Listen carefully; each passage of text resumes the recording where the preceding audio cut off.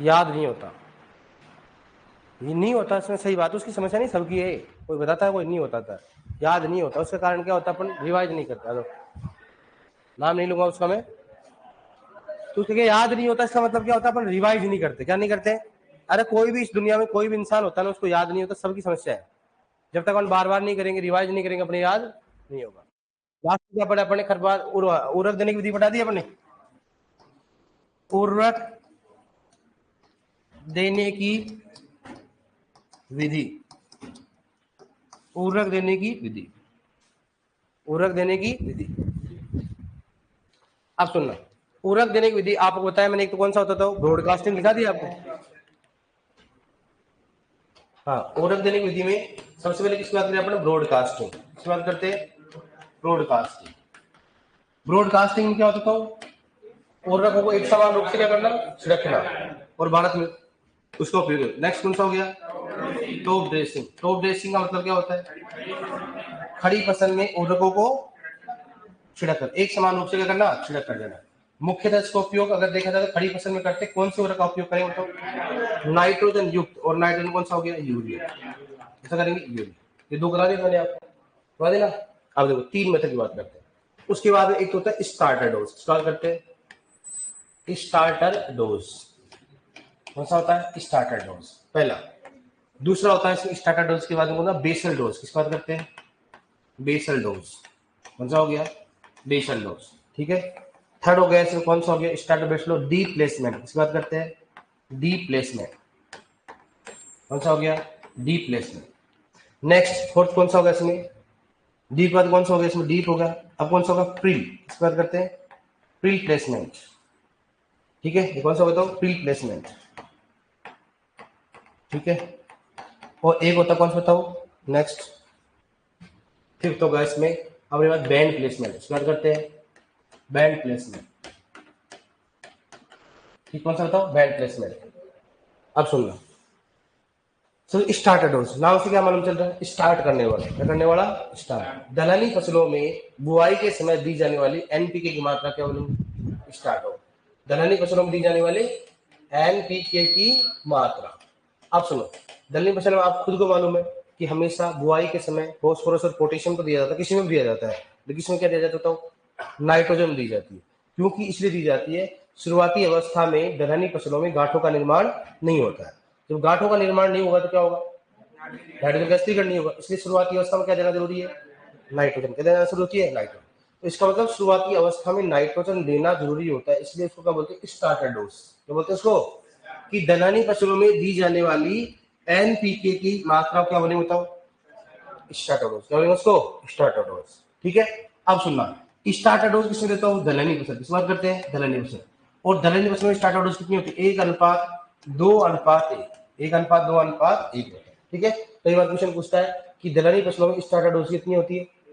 1:2:1। या परिभाषा पूछते हैं कि दलहनी फसलों में बुआई के समय दी जाने वाली एनपीके की मात्रा क्या बोलेंगे? Starter dose. नेक्स्ट क्वेश्चन बताओ, बेसल डोज। उसको बोलेंगे बताओ बेसल डोज। बेसल डोज क्या होती है? बेसल डोज होती है मतलब फसल में बुआई के समय। इसकी बात करते हैं बुआई के समय। बुआई के समय फसल में बुआई के समय दी जाने वाली एनपीके की मात्रा क्या बोलेंगे? Basal dose. हाँ, थोड़ी सी बुआई के समय दी जाने वाली, बताओ कौन सी मात्रा? उर्वरक की मात्रा। बुआई के समय दी जाने वाली उर्वरक की मात्रा। अब उर्वरक में कौन सा है बताओ?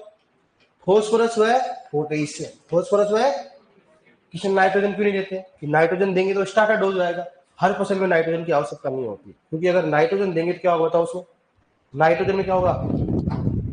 अगर नाइट्रोजन देंगे बुआई के समय तो नाइट्रोजन मृदा में घुलनशील होता है। अगर मान लो फसल में बाद में चाहिए तो उसे नुकसान हो जाएगा। क्या हो जाएगा? नुकसान।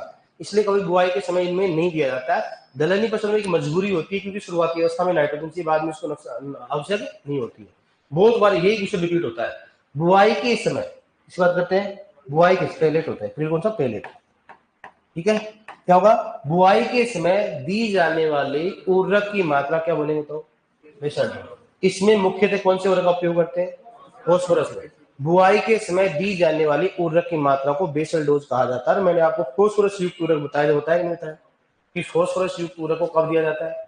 बेसल डोज के रूप में। तो बेसल डोज होता क्या है? बुआई के समय दी जाने वाली उर्वरक की मात्रा किस तरह। अब इसमें कौन कौन से उर्वरक होते हैं, फॉस्फोरस व पोटेशियम। इसमें फॉस्फोरस को क्यों दिया जाता है, क्योंकि मृदा में क्या होता है, एचआर, इसलिए हमेशा इसको जड़ के आसपास दिया जाता है। दूसरा कौन सा हो गया, पोटेशियम, ये भी कम चालक होता है, इसलिए कहा दिया जाएगा उसको जड़ के आसपास। ये कौन सा हो गया, बेसल डोज। क्वेश्चन पूछते हैं। अब कौन कौन से उर्वरक बताओ, एक तो कौन सा हो गया, डीएपी हो गया, दूसरा कौन सा हो गया, एसएसपी, और कौन सा हो गया, एमओपी। बहुत बार क्वेश्चन पूछा गया, तो इनमें से कौन सा उर्वरक बेसल डोज के रूप में दिया जाता है, कौन सा बताओ, डीएपी। नेक्स्ट बात करें डी प्लेसमेंट। डी प्लेसमेंट किस फसल में उपयोग करते हैं बताओ, धान। किसमें करेंगे, पहला क्वेश्चन ये होता है। और पेलेट प्लेसमेंट भी किसमें करेंगे बताओ, धान। किसमें करेंगे, धान। दोनों क्वेश्चन आते हैं। बताओ डी प्लेसमेंट किस फसल में उपयोग करते हैं, और पेलेट प्लेसमेंट किसमें उपयोग करते हैं, धान। दोनों किसमें करेंगे, धान। डी प्लेसमेंट में क्या होता है, सुनिए। डी प्लेसमेंट का मतलब होता है कि धान के खेत में हमेशा जो भी उर्वरक दिया जाएगा, कहां दिया जाएगा, अपचयन क्षेत्र में। कहां दिया जाएगा, तो अपचयन क्या होता है, डी प्लेसमेंट। क्या बोलेंगे उसको, मतलब गहराई में उर्वरक देना। ऊपर वाली परत कौन सी होगी, ऑक्सीजन। नीचे वाली कौन सी होगी, अपचयन। अपचयन को क्या बोलेंगे, डी, मतलब गहरी होगी। तो गहराई पर मुख्यतः किस किस को दिया जाता है, फॉस्फोरस व पोटेशियम। फॉस्फोरस व, इसको क्या है, बुआई से पहले आराम से क्या होता है, मतलब मृदा मिला दिया जाता है नीचे की ओर, मतलब कादा एकदम क्या होता है, उसको मिला दिया जाता है। क्योंकि आपको मालूम फॉस्फोरस क्या होता है, एगुलेंशियल होता है। इसको अच्छे से क्या होता है, नीचे से रिड्यूस जोन में दे दिया जाता है। तो अपने क्वेश्चन पूछे कई बार कि डी प्लेसमेंट में कौन से उर्वरक का मुख्यतः उपयोग करते हैं, फॉस्फोरस और, लेकिन 99% एक क्वेश्चन पूछेंगे डी प्लेसमेंट किस उर्वरक में दिया जाता है, धान। अब ये कौन सा हो गया, पेलेट प्लेसमेंट। इसकी बात करते हैं। पेलेट का मतलब क्या होगा, छोटे छोटे पेलेट बनाना। जैसे नहीं होती अपने खलियों की पेलेट आता है, ऐसे बोलते हो पेलेट। पेलेट मतलब क्या, जैसे मान लो क्या करना, नाइट्रोजन। इसको अगर इसमें ध्यान में नाइट्रोजन व मृदा, नाइट्रोजन व मृदा 1:10। 1 अनुपात कितना हो गया, 10 से 15। मतलब नाइट्रोजन अगर 1 किलोग्राम लेंगे, ठीक है, या उर्वरक कोई भी नाइट्रोजन 1 किलोग्राम, तो मृदा कितना लेंगे, 10 किलोग्राम। 10 से 15। अब उन्हें मिला के और दोनों के अलग छोटी छोटी गोलियां बना लेंगे, छोटे छोटे क्या बनाएंगे, और उसको कहां डाल दिया जाता है, अपचयन क्षेत्र में। कहां डाल दिया जाता है इसको, अपचयन क्षेत्र में। इसमें मुख्यतः कौन से उर्वरक का उपयोग किया जाता है, कौन सा रहता है, नाइट्रोजन। अपने क्वेश्चन ये पूछेंगे लगभग कि पेलेट प्लेसमेंट किस फसल से संबंधित है, और इसमें नाइट्रोजन का मृदा का अनुपात कितना लिया जाता है, 1:10 से कितना हो गया, 15। 1:10 से कितना हो गया, 15। नेक्स्ट कौन सा बताओ इसमें, बैंड प्लेसमेंट। इस बार करते हैं बैंड प्लेसमेंट। बैंड प्लेस का मतलब होता है कि ऐसे उर्वरक जिनको पौधों के पास, पौधों के पास, ऐसे उर्वरक जिनके पौधों के पास वह कतार में देना। इसमें बताओ, कतार में देना। ऐसे उर्वरक जिनको पौधों के पास तथा कतार में देना क्या कहलाता है, बैंड प्लेसमेंट। क्या कहलाता है उसको, बैंड प्लेसमेंट। ऐसे उर्वरक जिनको पौधों के पास या कतार में देना क्या कहलाता है बताओ, बैंड प्लेसमेंट। क्या कहलाता है उसको, बैंड प्लेसमेंट। ठीक है। अब इसके प्रकार कौन कौन से होते हैं, बैंड प्लेसमेंट की बात करते हैं। सबसे पहला प्रकार होता है इसका, एक कौन सा बताओ, रो प्लेसमेंट। इस बात करते हैं, रो प्लेसमेंट की बात करते हैं। ठीक है, प्लेसमेंट की बात करते हैं। दूसरा कौन सा बताओ, कौन सा हो गया, हिल प्लेसमेंट। इसकी बात करते हैं अपने, बताओ हिल प्लेसमेंट। कौन सा हो गया, हिल प्लेसमेंट। और थर्ड कौन सा बताओ, रिंग वलय प्लेसमेंट। इस बात करते हैं, वलय प्लेसमेंट। क्या हो बताओ, वलय प्लेसमेंट। पहला कौन सा बताओ, कौन सा हो गया, रो। दूसरा कौन सा हो गया, हिल। तीसरा कौन सा हो गया, वलय। मतलब बैंड प्लेसमेंट क्या होता है कि ऐसे उर्वरक जिनको पौधों के पास या कतार में देना क्या बताओ, बैंड प्लेसमेंट। मतलब रो प्लेसमेंट किसे कहेंगे, हिल प्लेसमेंट किसे कहेंगे, वलय किसे कहेंगे। अब सुनना, सबसे पहले बात करें इसमें, रो। रो का मतलब होता है कतार। क्या होता है, कतार। ऐसे उर्वरक जिनको क्या होता है, कतार में देना। क्या देना, जिस बार अपने बुआई कर दी फसल की, कतार में उर्वरक देना क्या कहलाता है, रो प्लेसमेंट। ऐसे उर्वरक जिनको पौधों के पास, पौधे के पास, ऐसे उर्वरक जिनको पौधे के पास देना कहलाता है, क्या कहलाता है उसको, क्या बोलेंगे उसको, हिल। क्या बोलेंगे उसको, ऐसे उर्वरक जिनको पौधे के, हिल का मतलब होता है जहां पर पौधा लगाते हैं। हिल का मतलब क्या होता है, जहां पर पौधा लगाते हैं। जहां पर पौधा लगाते हैं उस स्थान को क्या बोलेंगे, हिल कहा जाता है। उर्वरक ऐसे उर्वरक जिनको पौधे के पास दिया जाता है क्या बोलेंगे, हिल प्लेसमेंट। और वलय का मतलब क्या होता है, क्या होता है, चारों तरफ गोला होता है। अगर मान लो बड़ा, पौधों के चारों, बात करते हैं पौधे के चारों। पौधे के क्या हो गया, चारों। पौधे के कैसे, जैसे बड़ा पौधा होगा, मान लो अपने पास आम का ही पौधा है, तो आम के पौधे के चारों तरफ देते कि नहीं देते, एक साथ होना मिलते हैं इसमें। ये तो क्या होता है, हिल में तो क्या होता है, जैसे धान का पौधा है, धान की तो अपन साइड में दे सकते हैं, लेकिन क्या अपन आम के पौधे में दे सकते हैं क्या, आम में क्या करना पड़ेगा, चारों तरफ देना पड़ेगा। क्या करना पड़ेगा अपने को, चारों तरफ। तो उसको बोलते हैं वलय प्लेसमेंट। सबसे पहले कौन सा बताओ, रो प्लेसमेंट दूसरा कौन सा हो गया, हिल प्लेसमेंट तीसरा कौन सा हो गया, फ्लैग। रो का मतलब क्या होता है, हिल का मतलब क्या होता है, और रिंग का मतलब क्या होता है। वो देखिए चार्जर क्वेश्चन आ रखा है पीएचडी 2018 में 17 में आया था कि ऐसे उरग जिन्हें पौधे के पास दिया जाता है उसे कहा जाता है हिल प्लेसमेंट। क्या बोलेंगे उसको, अगर हिल प्लेसमेंट ऑप्शन में क्या करोगे आप, क्योंकि इसी के भाग होते हैं। बैंड प्लेसमेंट का मतलब क्या होता है, तो परिभाषा बताओ उसकी, ऐसे उर्वरक जिन्हें पौधे के पास या कतार में देने का कहलाता है, क्या कहलाता बताओ, बैंड प्लेसमेंट। इसके तीन भाग होते हैं, कौन कौन से बताओ, रो प्लेसमेंट, हिल प्लेसमेंट और फ्लैग प्लेसमेंट। हिल प्लेसमेंट किसे कहेंगे, कतार में देना। हिल प्लेसमेंट पौधों के पास, फ्लैग प्लेसमेंट क्या होगा, पौधों के चारों ओर। ठीक है, नेक्स्ट हो गया 6 की बात करते हैं। एक होता है सीड ड्रिल, इसकी बात करते हैं सीड ड्रिल। सीड ड्रिल का मतलब क्या होता है, केवल बीजों की बुआई। इसके बाद करते हैं केवल बीजों की बुआई। अपने गांव में नॉर्मली क्या होती है, सीड ड्रिल होती है, गांव में जो होती है सीड ड्रिल, उसमें देखा करो अपन डीएपी डाल देते हैं, वो गलत बात होती है।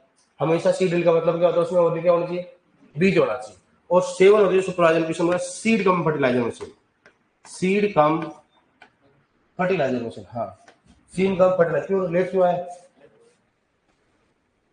अच्छा आर्टिकल लेके आएगा ना, seed cum fertiliser machine, seed cum fertiliser machine, seed cum fertiliser machine. एक तो कौन सा होता है सीड ड्रिल, और दूसरा कौन सा होता है सीड कम फर्टिलाइजर मशीन।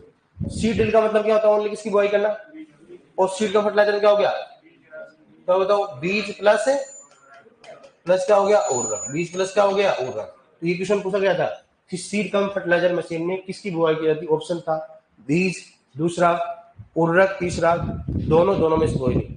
कौन सा हो गया, दोनों। सीड कम फर्टिलाइजर मशीन में दो होते रोअर्स है, एक कतार ये होती है, एक कतार ये होती है। इसमें तो बीज होते हैं, और इसमें क्या होता है, उर्वरक। इसमें क्या होंगे बीज, और इसमें क्या होंगे उर्वरक। और दोनों में क्या लगाई जाती है, तो नलकियां क्या लगाई जाती है, नलकी लगा दी जाती है, दोनों क्या लगाई जाती है, नलकी, और हल होता है ऐसा। ठीक है, अब क्या करेंगे, बीज में से बीज आएंगे, उर्वरक में से आ जाएगा उर्वरक, चलता रहता है। बीज प्लस क्या हो गया, उसमें उर्वरक हो गया। तो ऐसे उर्वरक जिसमें ऐसे मशीन जिसमें बीज प्लस उर्वरक दोनों की बुआई की जाती है, क्या बोलेंगे उसको, सीड कम फर्टिलाइजर मशीन। और सीड ड्रिल में केवल किसकी बुआई की जाती है, बीजों की, किसकी जाती है, बीजों की। ठीक है, अब नेक्स्ट बात करें, देखो होता है सिंचाई के जल के साथ में पानी देना, क्या कहलाता है, फर्टिगेशन। क्या होता है बताओ, फर्टिगेशन। एक तो कौन सा बताओ, फर्टिगेशन जानते क्या होता है, फर्टिगेशन। ठीक है, एक कौन सा होता है, बताओ कौन सा, नेक्स्ट नाइट्रोगेशन। क्या होता है, नाइट्रोगेशन, नाइट्रो क्या होता है, गेशन। नेक्स्ट कौन सा बताओ, नाइट्रोगेशन हो गया, फर्टिगेशन हो गया, और बताओ कौन सा हो गया, कैमिगेशन। इसकी बात करते हैं कैमिगेशन। ठीक है, और एक कौन सा होता है, हर्बिगेशन। इस बात करते हैं हर्बिगेशन, हर्बिगेशन। सबसे पहले कौन सा होता है, फर्टिगेशन, दूसरा कौन सा होता है, नाइट्रोगेशन, तीसरा कौन सा होगा, कैमिगेशन, चौथा कौन सा हो गया, हर्बिगेशन। फर्टिगेशन का मतलब क्या होता है, क्या हो गया, उर्वरक के साथ क्या देना, सिंचाई जल के साथ क्या देना, हाँ तो सिंचाई के साथ क्या देना, उर्वरक, सिंचाई प्लस उर्वरक। ठीक है, यहां पर क्या बताओ, सिंचाई प्लस क्या हो गया, सिंचाई प्लस क्या हो गया, क्या हो गया, नाइट्रोजन, नाइट्रोजन युक्त उर्वरक, नाइट्रोजन युक्त उर्वरक। ठीक है, और कैमिगेशन में क्या हो बताओ, सिंचाई प्लस क्या हो गया बताओ, रसायन। क्या हो गया, रसायन। केमिकल मतलब क्या होता है, रसायन। और हर्बिगेशन क्या बताओ, सिंचाई प्लस क्या हो गया, खरपतवारनाशक। हर्बी मतलब शाकनाशी, इस बात करते हैं शाकनाशी। क्या होता है, शाकनाशी। अब सुनना, सिंचाई जल के साथ उर्वरक देना क्या कहलाता है, सिंचाई जल के साथ नाइट्रोजन युक्त उर्वरक देना क्या कहलाता है, सिंचाई जल के साथ रसायन देना क्या कहलाता है, और सिंचाई जल के साथ शाकनाशी देना क्या कहलाता है, हर्बिगेशन। हर्बिगेशन मतलब हर्बिसाइड, हर्बिसाइड मतलब क्या होता है, शाकनाशी। क्या होता है, शाकनाशी। सिंचाई जल के साथ उर्वरक देना, फर्टिगेशन। सिंचाई जल के साथ नाइट्रोजन युक्त उर्वरक देना, सिंचाई जल के साथ रसायन देना, सिंचाई जल के साथ शाकनाशी देना। समझ में आ गया, एक ही परिभाषा लिखा दे करो। अब सुनना, फर्टिगेशन में मुख्यतः नाइट्रोजन युक्त उर्वरक का उपयोग किए जाने का, यहाँ पर कौन सा हो गया, नाइट्रोजन। हमेशा फर्टिगेशन में नाइट्रोजन व सल्फर युक्त उर्वरक का उपयोग अधिक किया जाता है, नाइट्रोजन या सल्फर पोषक तत्वों का उपयोग ज्यादा किया जाता है। ऐसे आप किसी भी फर्टिगेशन में उर्वरक का उपयोग कर सकते हैं, बशर्ते क्या होना सकता हूँ, जल में घुलनशील। ट्यूशन में आ रखा आपके 2011 में, फर्टिगेशन में एमओपी को लिया जाता है, किस लिया जाता है, एमओपी। बताइए आपको कैसे क्या होगा इसमें, फर्टिगेशन क्या होता है बताओ? सिंचाई के साथ क्या करना? उर्वरक। नाइट्रोगेशन क्या होता है? सिंचाई जल के साथ नाइट्रोजन युक्त। केमिकेशन और हर्बिगेशन क्या होगा? लिखो एक बार।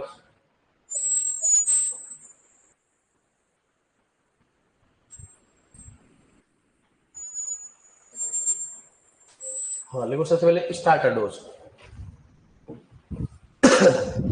लिखो starter dose.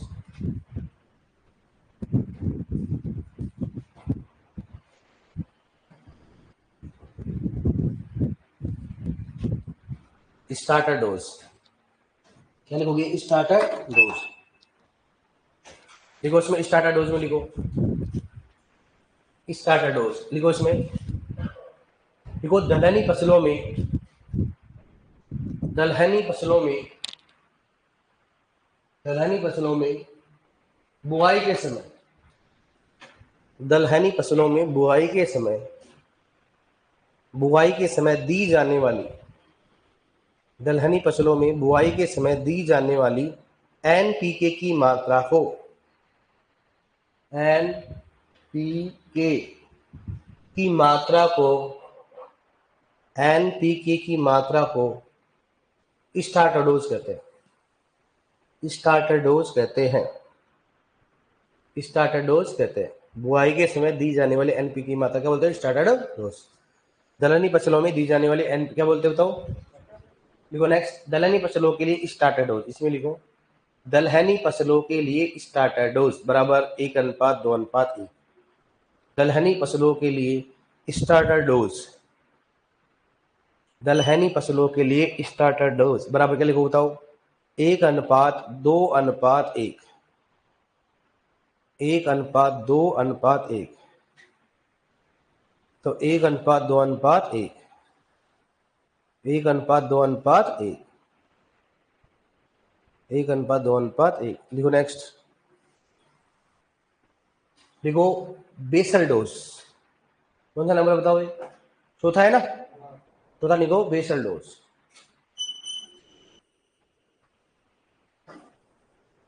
Basal dose, basal dose.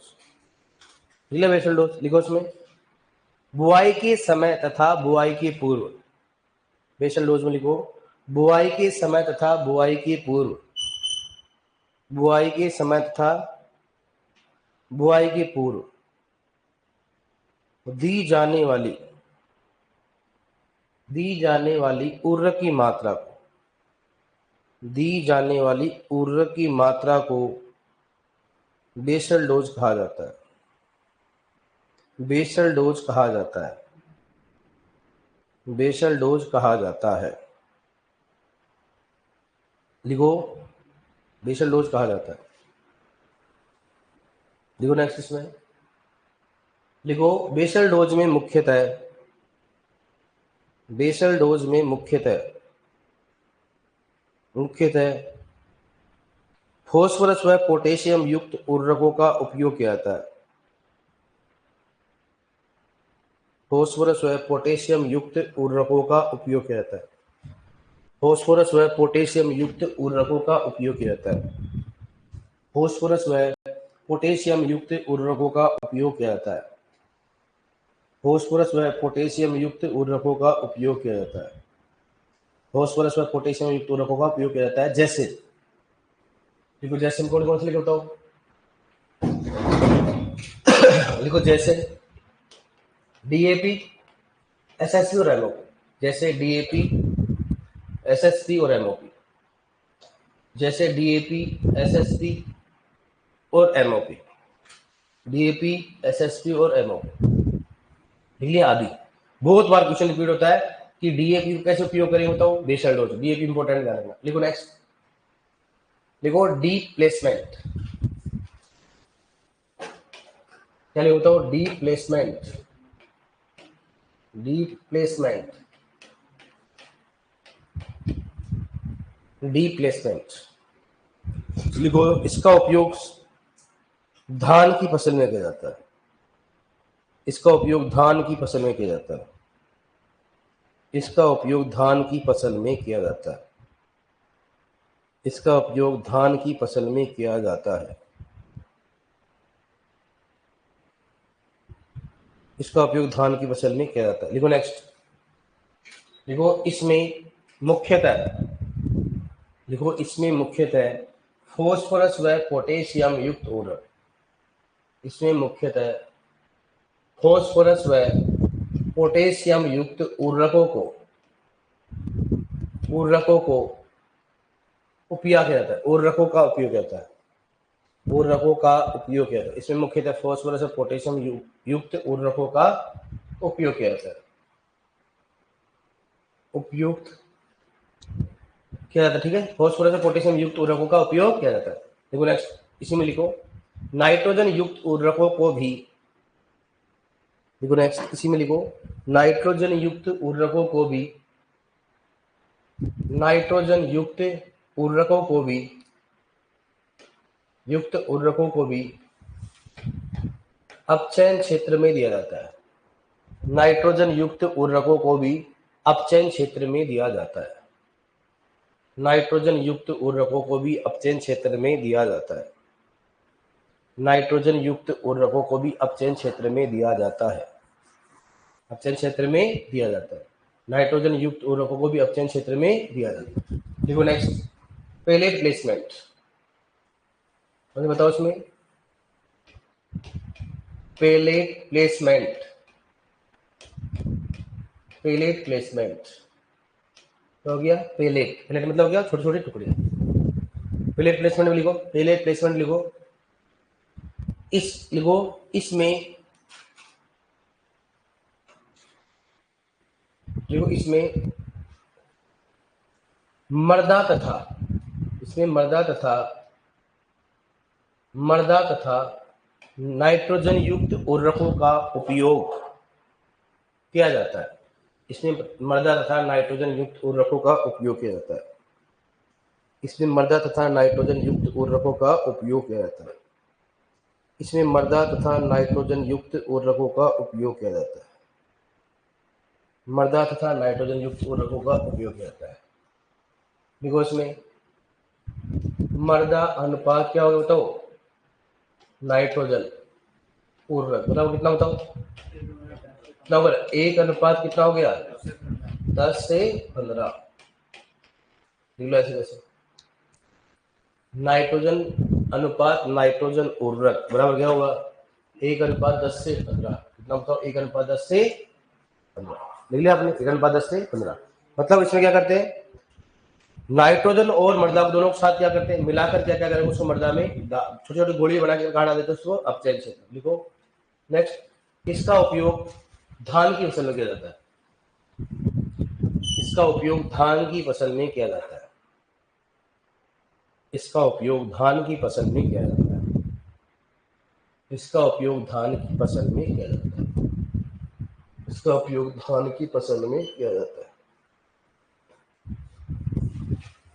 कौन सा नंबर बताओ आप, 7 नंबर, वो बैंड प्लेसमेंट। 7 नंबर लिखो बैंड प्लेसमेंट, लिखो बैंड प्लेसमेंट।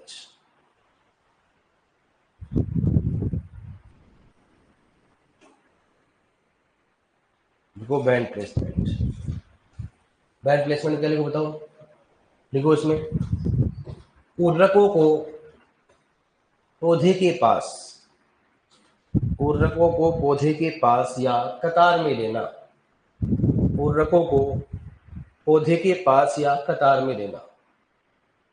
उर्वरकों को पौधे के पास या कतार में देना, या कतार में देना बैंड प्लेसमेंट कहलाता है। उर्वरकों को पौधे के पास या कतार में देना बैंड प्लेसमेंट कहलाता है। बैंड प्लेसमेंट कहलाता है।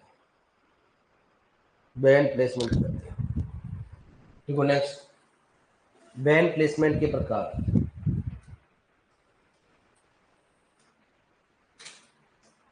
बैंड प्लेसमेंट के प्रकार, देखो बैंड प्लेसमेंट के प्रकार बताओ, पहला कौन सा है, देखो फर्स्ट लिखो उसमें रो प्लेसमेंट। क्या होगा, रो मतलब क्या होता है, कतार, लिखो रो प्लेसमेंट। फर्स्ट लिखो उसमें रो प्लेसमेंट, पहले बताओ रो प्लेसमेंट। रो प्लेसमेंट लिखो इसमें, उर्वरकों को कतार में देना, देखो उर्वरकों को कतार में देना, उर्वरकों को कतार में देना, उर्वरकों को कतार में देना। ठीक है, देखो नेक्स्ट क्या लिखता हूँ, हिल प्लेसमेंट। दूसरा लिखो हिल प्लेसमेंट। पहला कौन सा हो गया, रो प्लेसमेंट। दूसरा कौन सा लिखोगे, हिल प्लेसमेंट। चलो लिखो हिल प्लेसमेंट। देखो हिल प्लेसमेंट में लिखो, लिया हिल प्लेसमेंट आपने, लिखो उर्वरकों को पौधे के पास देना। हिल प्लेसमेंट में लिखो उर्वरकों को पौधे के पास देना, उर्वरकों को पौधे के पास देना, उर्वरकों को पौधे के पास देना हिल प्लेसमेंट कहलाता है। उर्वरकों को पौधे के पास देना हिल प्लेसमेंट कहलाता है। उर्वरकों को पौधे के पास देना हिल प्लेसमेंट कहलाता है। देखो इसमें, देखो इस विधि का उपयोग सब्जियों में भी किया जाता है। इस विधि का उपयोग सब्जियों में भी किया जाता है। इस विधि का उपयोग सब्जियों में भी किया जाता है। इस विधि का उपयोग सब्जियों में भी किया जाता है। इस विधि का उपयोग सब्जियों में भी किया जाता है। बताओ क्यों किया जाता है, सब्जियों के पौधे दूर दूर होते हैं, आराम से उपयोग कर सकते हैं। नेक्स्ट आंसर लिखो वलय प्लेसमेंट। लिखो वलय प्लेसमेंट, लिखोगे वलय, वलय प्लेसमेंट। वलय प्लेसमेंट क्या होता है, देखो उर्वरकों, लिखो वलय प्लेसमेंट में लिखो उर्वरकों को, समझ गए, लिखो उर्वरकों को पौधों के चारों ओर देना।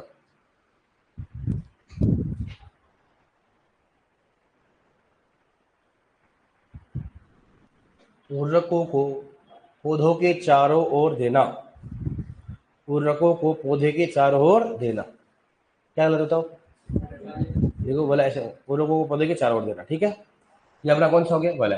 अगर क्वेश्चन पूछे कि उर्वरकों को पौधे के चारों ओर या पौधे के पास या कतार में देना, क्या कहलाता हो, बेड प्लेसमेंट। प्रकार कितने हो गए था उसको, कौन सा हो गया, हिल, रो और वलय। हिल का मतलब क्या होता है, पौधे के पास। वलय का मतलब क्या होता है, पौधे के चारों ओर। और इसमें रो में क्या होता है, कतार में। ठीक है, देखो नेक्स्ट कौन सी विधि बताओ, है 8वीं है ना, 8वीं लिखो सीड ड्रिल। लिखो सीड ड्रिल, 8वीं कौन से बताओ, सीड ड्रिल। लिखो इसमें केवल बीजों की बुआई की जाती है। इसमें केवल बीजों की बुआई की जाती है। इसमें केवल बीजों की बुआई की जाती है। एक मिनट, गाँव में क्या करते हैं, डाल देते सब उसी में, उसमें डीएपी डाल देते, उसमें ऐसा गलत बात होता है। देखो इसमें केवल बीजों की जाती है। देखो इस विधि में कतार से कतार की दूरी, इस विधि में कतार से कतार की दूरी निश्चित होती है।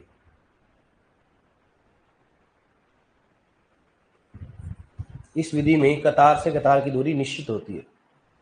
इस विधि में कतार से कतार की दूरी निश्चित होती है। पौधे से पौधे की दूरी निश्चित होती है क्या, अरे पौधे से पौधे की दूरी निश्चित होती है क्या, नहीं होती। सिंपल से पौधे से पौधे की दूरी मतलब कतार से कतार की दूरी क्या होगी, फिक्स। ऐसे कतार होती है ना, फिक्स रहती है। लेकिन एक पौधे से दूसरे पौधे की दूरी क्या होती है, फिक्स। गेहूं की बुआई करते हैं अपन, तो गेहूं में क्या पौधे से पौधे की दूरी फिक्स रहती है क्या, ये रहती है ना। उसमें कतार से कतार क्या होती है, फिक्स होती है, और पौधे से दूरी फिक्स नहीं होती। लिखो नेक्स्ट, लिखो सीड कम फर्टिलाइजर मशीन है।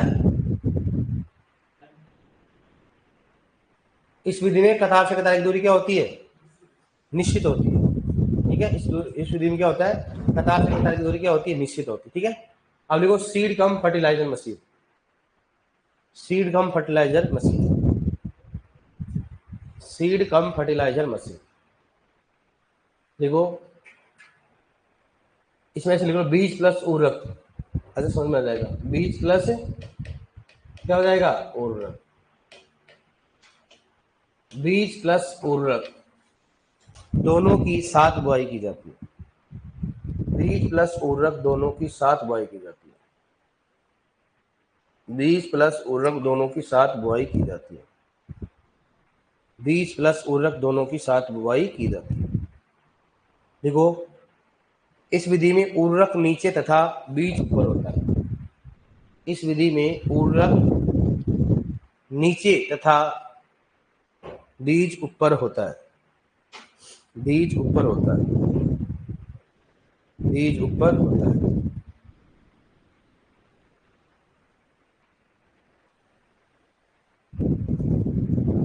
देख लिया इसमें। देखो नेक्स्ट, देखो फर्टिगेशन कौन सी विधि बताओ ये, कौन सी हो गया, 10वीं है ना। देखो 10वीं में लिखो फर्टिगेशन, लिखो फर्टिगेशन। पहले हो गया फर्टिगेशन। फर्टिगेशन लिखो, सिंचाई जल के साथ उर्वरक देना। फर्टिगेशन लिखो, सिंचाई जल के साथ उर्वरक देना। सिंचाई जल के साथ उर्वरक देना। सिंचाई जल के साथ उर्वरक देना फर्टिगेशन कहलाता है। सिंचाई जल के साथ उर्वरक देना फर्टिगेशन कहलाता है। अरे रुक जा दादा, एक्स्ट्रा मत लिख। सिंचाई जल के साथ उर्वरक देना फर्टिगेशन कहलाता है। सिंचाई जल के साथ उर्वरक देना फर्टिगेशन कहलाता है। देखो नेक्स्ट, फर्टिगेशन में मुख्यतः, देखो फर्टिगेशन में मुख्यतः नाइट्रोजन व सल्फर पोषक तत्वों का उपयोग किया जाता है। फर्टिगेशन में मुख्यतः नाइट्रोजन व सल्फर का उपयोग किया जाता है। फर्टिगेशन में मुख्यतः नाइट्रोजन व सल्फर का मुख्यतः उपयोग किया जाता है। फर्टिगेशन में मुख्यतः नाइट्रोजन व सल्फर का उपयोग किया जाता है। नाइट्रोजन व सल्फर का उपयोग किया जाता है। फर्टिगेशन में मुख्यतः नाइट्रोजन व सल्फर का उपयोग किया जाता है। अब लिख लो इसको नोट, अब समझ में आ जाएगा, लिखाने की जरूरत नहीं है अपने को। लिखो अब इसको, फर्टिगेशन हो गया, नाइट्रोगेशन हो गया, केमिगेशन हो गया, सभी को लिखो ताकि अपने समझ में आ जाए भाई, अपने को लैंग्वेज इसे कहते हैं। फर्टिगेशन भी लिखना, फर्टिगेशन लिखो पहले, फिर क्या लिखोगे नाइट्रोगेशन, फिर क्या लिखोगे केमिगेशन, फिर क्या लिखोगे, ताकि समझ में आ जाए। ऊपर अपनी परिभाषा लिख देती इसका मतलब क्या होता है।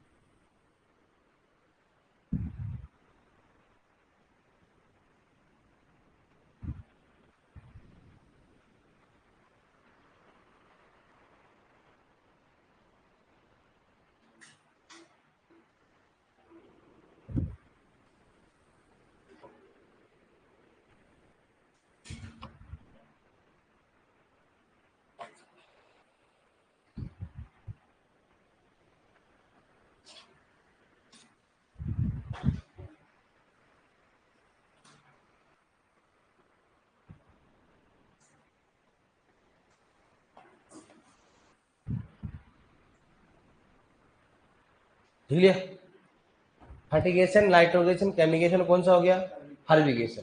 फर्टिगेशन मतलब हो गया सिंचाई के साथ उर्वरक, नाइट्रोगेशन मतलब क्या हो गया सिंचाई प्लस नाइट्रोजन युक्त उर्वरक, केमिगेशन मतलब क्या हो गया सिंचाई प्लस रसायन, और हर्बिगेशन मतलब क्या होगा सिंचाई प्लस क्या होगा बताओ सात में। समझे आपने, कौन सी विधि बताओ ये, कौन सी हो गई 10वीं होगी ना। ये तो नोट लिख लेना इसको तो। अब क्या हो 11वीं कौन सी बताओ, देखो इधर, इधर देखो आप, एक होता है एलसीसी। क्या होता है एलसीसी, इसका मतलब क्या होता है लीफ कलर चार्ट। क्या होता है leaf colour chart, colour chart. कई बार क्वेश्चन पूछते हैं कि एलसीसी का फुल फॉर्म क्या होता है, लीफ कलर का। क्या होता है लीफ कलर चार्ट।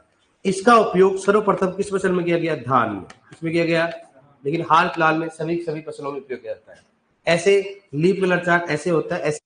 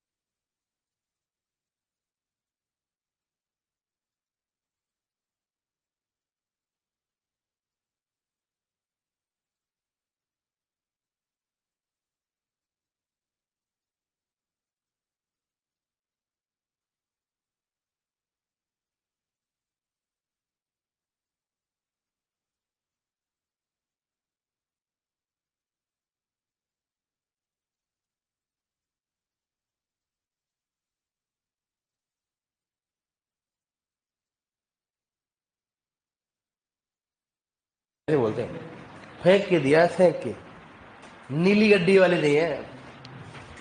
अरे दादा आवाज नहीं आ रही मुझे मालूम है, सेल खत्म हो गए थे और इसलिए मैंने क्या लिखा था, वेट। मेरे से थोड़ा गलती हो गई कि यहां पर लिखना चाहिए था इंतजार करो। क्या करो, थोड़ा इंतजार करो, लेकिन मैंने इंग्लिश में क्या लिख दिया। वो सोच रहे किसके लिए वेट बोल रहे। अरे भाई वो इस प्रॉब्लम नहीं है, आवाज इसलिए नहीं आ रही थी क्योंकि सेल खत्म हो गए थे। क्या हो गए थे? हाँ देखो आप, हमारे ऑफलाइन वाले जानते हैं क्या खत्म हो गए थे, सेल। हाँ थोड़ा स्लो बोलो, थोड़ा स्लो बोलो करो, मैं तेज बोलता हूँ क्या मैं? वो क्या है, आपकी स्पीड 1.5 होगी भाई। कई बार मोबाइल में क्या ज्यादा डेटा जाता है तो एकदम से बढ़ जाता है मोबाइल का लेवल भी ऐसा। कोई बात, धीरे धीरे बोलेंगे, फिर आप बोलोगे सर आपके ऑनलाइन प्रॉब्लम नहीं है क्योंकि आपके पास मैनिपुलेशन के लिए 0.5 1.5 है नॉर्मल स्पीड। हमारे ऑफलाइन वालों के पास कुछ भी नहीं है। एक बार सुन लिया, दोबारा सुनते ही नहीं बेचारे, आप तरस जाते हैं इनके कान। हाँ ठीक है, एलसीसी का full form leaf colour chart होता है। इसका सर्वप्रथम उपयोग किस फसल में किया गया तथा किसके निर्धारण के लिए किया गया? तो ऐसा सिलेबस होने में आपके 5 महीने लग जाएंगे। सही बात नहीं है? थोड़ा तो मेरे को अब एग्रीकल्चर के आदमी तो एडिशनल डॉक्टर होता है, लिखता कुछ भी, समझ जाते हो नहीं समझ जाते? अरे थोड़ा वो तो भावना समझ रहे होंगे आप, ऐसा तो नहीं। इसलिए मैं आपको थोड़ा तेज पढ़ा लेता हूँ क्योंकि मुझे लगता है कहीं ना कहीं आप एग्रीकल्चर पढ़ के आए हो। ये चीज में अगर 11th वालों को पढ़ाता या 12th वालों को पढ़ाता तो थोड़ा क्या करता, उनको धीरे धीरे समझाना पड़ता है। अगर मैं ये पीजी को पढ़ाता तो मैं इतना थोड़ा बताता, बस डायरेक्टली से। एलसीसी होती है, 4 स्म कार्ड होते हैं, इसमें किसका नाइट्रोजन का निर्धारण करने का और दान, बस इतना ही बताता। उनका ही बहुत ऐसे 4 स्ट्रिप होती है क्योंकि वो समझे हुए हैं पहले से। अब आपको थोड़ा बता दिया मैंने, समझ में आया भाई? हेलो, आवाज कैसी बताना? अब हो सकता है मैं धीरे बोलूँ, कोई बात नहीं, नेक्स्ट टाइम से बोलूंगा जैसे आप बोलोगे। सर आवाज में अच्छा समझ, आवाज में अच्छा समझ आया, ऐसा ही पढ़ाया करो। इस आवाज में अच्छा समझ में आया? अरे गेंडे, इस आवाज में ये हमारे ऑनलाइन वाले तो मक्खी मारने लगे इतने बीच में, सर ये क्या बोल रहे हो आप, नाइट्रोजन। चलो ठीक है, एलसीसी का फुल फॉर्म क्या होता है? Leaf colour chart. और इसको सर्वप्रथम किस फसल में प्रयोग किया गया? धान। किस पोषक तत्वों के निर्धारण में? क्लियर हो गया यहाँ तक? Talent talent talent. नेक्स्ट दूसरा कौन सा हो गया? 11 नंबर, 12 नंबर हो गया। एक होता है क्लोरोफिल मीटर, किस बात करते हैं? क्लोरोफिल मीटर किस बात करते हैं? क्लोरोफिल मीटर की बात करते हैं, या इसको बोलते हैं स्पेड मीटर। क्या बोले बताओ? SPAD, SPAD meter. क्या होता बताओ? क्लोरोफिल मीटर या कौन सा होता है? SPAD meter. क्लोरोफिल या स्पेड मीटर का मतलब देखो नाम से किसका बताओ? यह पत्तियों में नाइट्रोजन के निर्धारण के लिए उपयोग किया जाता है। इसके क्या होता है? पत्तियों में नाइट्रोजन के निर्धारण के लिए उपयोग किया जाता है। तथा पत्तियों में क्या होता है? क्लोरोफिल। बस जिसमें अगर पत्ती में क्लोरोफिल की मात्रा ज्यादा होगी वहां नाइट्रोजन कम होगा ज्यादा, क्या होगा? ज्यादा। क्योंकि क्लोरोफिल क्या होता है? नाइट्रोजन का फंक्शन क्या होता है कि यह क्लोरोफिल के निर्माण में क्या होता है? सहायक होता है। इसका मतलब जितना ज्यादा क्लोरोफिल उतना क्या होगा? नाइट्रोजन की मात्रा। जितना कम क्लोरोफिल उतना नाइट्रोजन की मात्रा क्या होगी? कम। इसका मतलब क्लोरोफिल के आधार पर नाइट्रोजन का क्या जाता है? निर्धारण। कई बार पूछते बताओ क्लोरोफिल मीटर में किस पोषक तत्व का निर्धारण किया जाता है? नाइट्रोजन का। किसके आधार पर किया जाता है? क्लोरोफिल के आधार। इसको क्या बोलते हैं? SPAD meter. क्या बोलते हैं इसको? स्प्रेड। नेक्स्ट होता है 13 नंबर, कौन सा होता है बताओ? Soil test crop response. Soil test कौन सा हो गया? प्रोप रेस्पॉन्स हो गया। और एक कौन सा होता है उसमें? हाँ, इसको खोज करता कौन है? रामामूर्ति। इसकी बात करते हैं, रामामूर्ति। इसकी खोज करता कौन है? रामामूर्ति। इसका होता है सोइल टेस्ट। इसकी बात करते हैं, सोइल टेस्ट कौन सा हो गया? Crop response. Crop response, soil test crop response. हमेशा जो भी अगर मान लो जो फर्स्ट अक्षर होता क्या होता? बड़ा होगा। सोइल टेस्ट क्रॉप रेस्पॉन्स मतलब सोइल मतलब क्या हो गया? मृदा। टेस्ट मतलब क्या होगा? परीक्षण। क्रॉप मतलब क्या होगा? फसल। और क्या होता है? रेस्पॉन्स मतलब क्या होगा? क्या उसकी प्रकृति है। अब उसकी प्रतिक्रिया होगी। रेस्पॉन्स मतलब उसकी क्या, उसकी एक्टिविटी रहती है। मतलब मृदा का परीक्षण। इसमें क्या रहता हो? इसमें किसका क्या जाता हो? मृदा का परीक्षण किया जाता है। किसका जाता हो? मृदा का परीक्षण। मतलब मृदा का परीक्षण करने के बाद इसमें उर्वरकों का निर्धारण किया जाता है। जैसे मान लो अब मैंने मृदा का निर्धारण किया, उसमें 120 किलोग्राम क्या है? नाइट्रोजन। क्या है? नाइट्रोजन है। लेकिन मेरे को फसल में कितना चाहिए बताओ? 130। तो 120 तो ऑलरेडी है, कितना दूंगा बताओ? ओनली 10 किलो दूंगा। अगर मान लो मैंने मृदा परीक्षण किया, उसमें नाइट्रोजन कितना है? 70।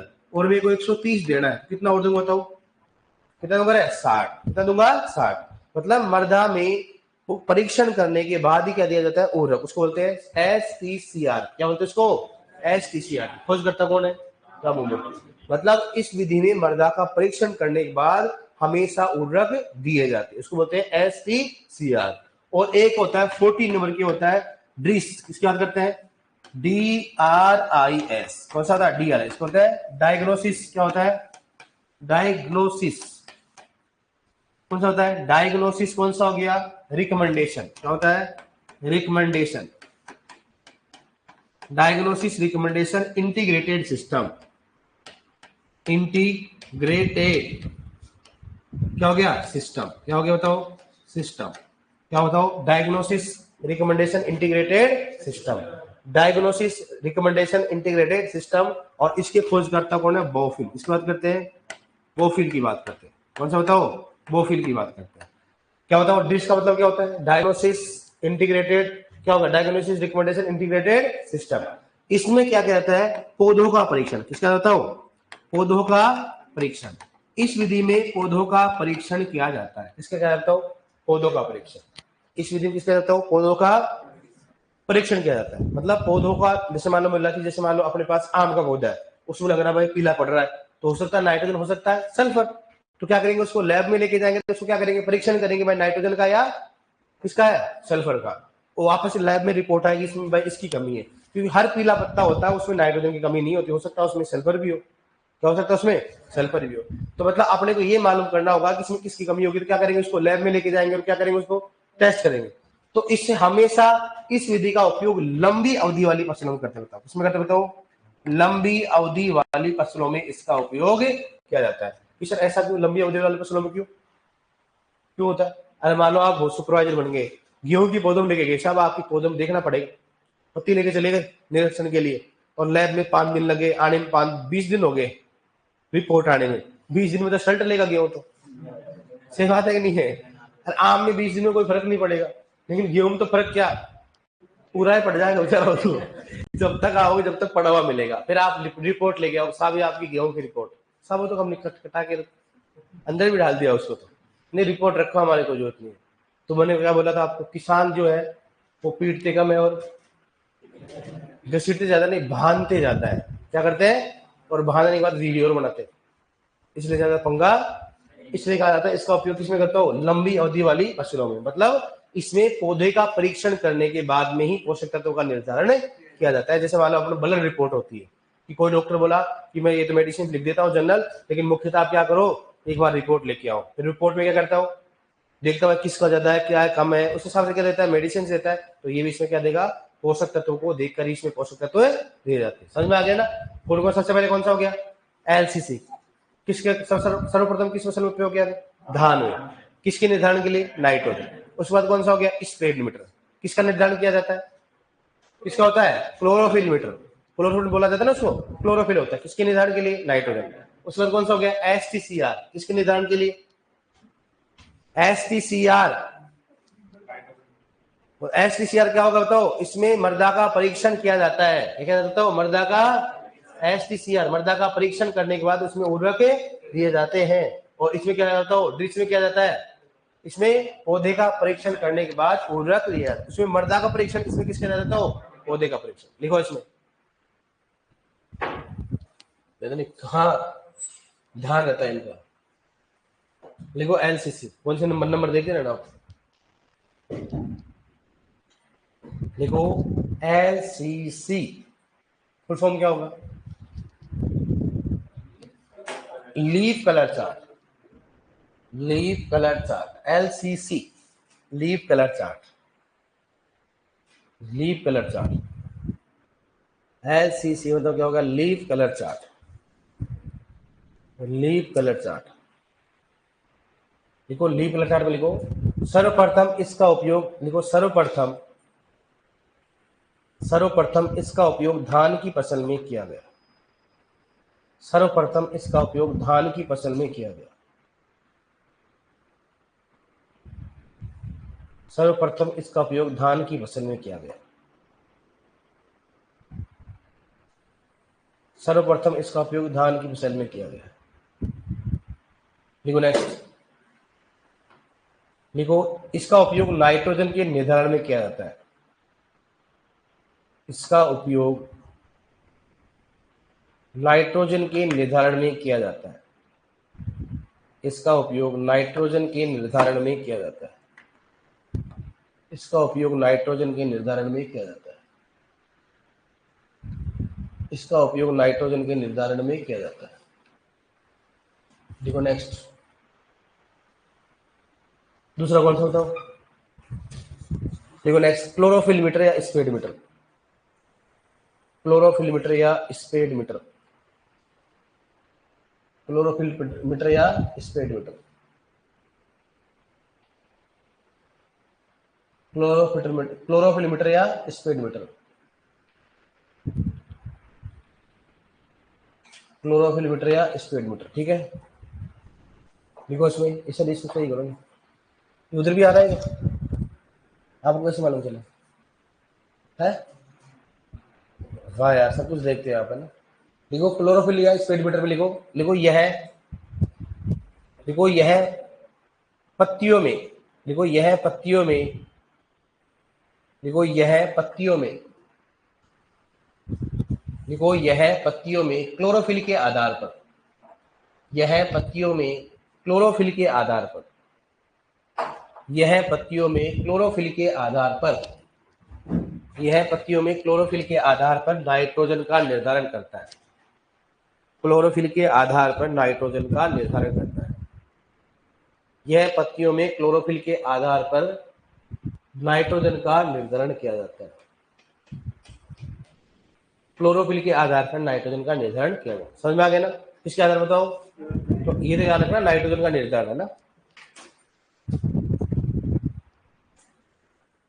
नेक्स्ट क्वेश्चन है STCR विधि।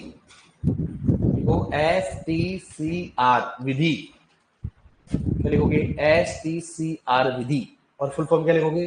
Soil test crop response. Soil test crop response. Soil test crop response. क्या लिखोगे बताओ? STCR विधि लिखो इसमें, soil test crop response. Soil या फिर न्यू लिख लो, ऐसे कोई दिक्कत नहीं। क्या लिखोगे बताओ ऐसे? Soil test crop response. Soil test crop response लिख लिया आपने? खोजकर्ता कौन है बताओ? खोजकर्ता लिखो रामामूर्ति।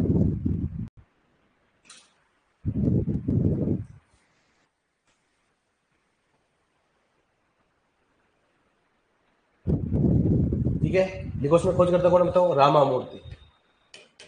रामामूर्ति। खोजकर्ता कौन है बताओ? रामामूर्ति। खोजकर्ता कौन है? रामामूर्ति। लिखो इसमें, लिखो मृदा परीक्षण के आधार पर। मृदा परीक्षण के आधार पर। मृदा परीक्षण के आधार पर। मृदा परीक्षण के आधार पर उर्वरक दिए जाते हैं। मृदा परीक्षण के आधार पर उर्वरक दिए जाते हैं। मृदा परीक्षण के आधार पर उर्वरक दिए जाते हैं। मृदा परीक्षण के आधार पर उर्वरक दिए जाते हैं। देखो नेक्स्ट, बताओ कौन सा लिखोगे? ड्रिस विधि। DRIS, ड्रिस विधि। लिखो ड्रिस विधि। ड्रिस विधि लिखो इसमें। ड्रिस का फुल फॉर्म क्या होता है? Diagnosis recommendation integrated system. Diagnosis diagnosis आधा गया ना, डायग्नोसिस रिकमेंडेशन नहीं है ना, diagnosis recommendation integrated system. Diagnosis recommendation integrated system. Diagnosis recommendation integrated system. Diagnosis recommendation integrated system. Integrated system लिखो इसमें। खोजकर्ता कौन है बताओ? बोफिल। क्या होगा उसमें? खोजकर्ता कौन है? बोफिल। खोजकर्ता कौन है बताओ? बोफिल। बाउफिल है ना, वो है ना, बाउफिल है ना।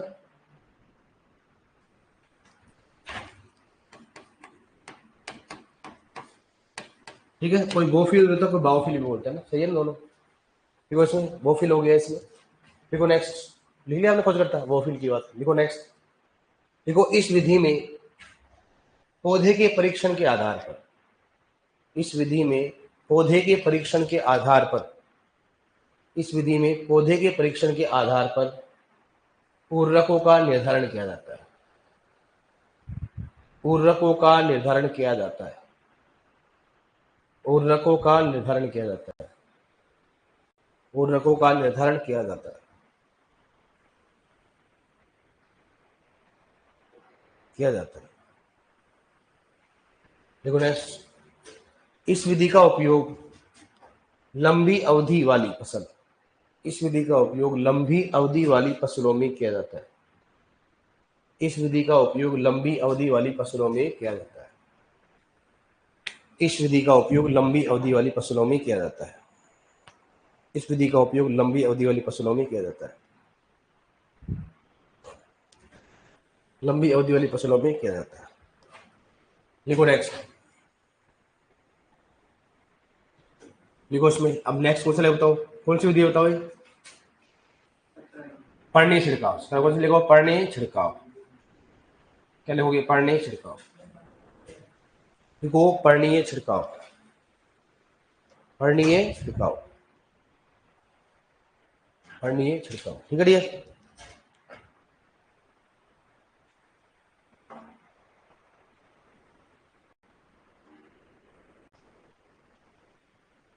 देखो लिख रहे हैं, बस ये अपनी लास्ट क्लास है, उसके बाद क्या हो जाएगा, ये और पढ़ेंगे, ठीक है। क्या पढ़ेंगे पहले बताओ, ये और।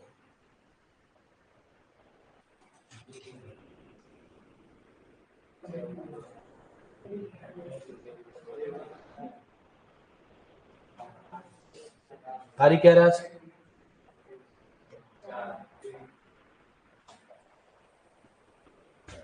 21 डाल दिया, 24 था, कोई बात नहीं, 21 में जाएंगे। Okay, yes.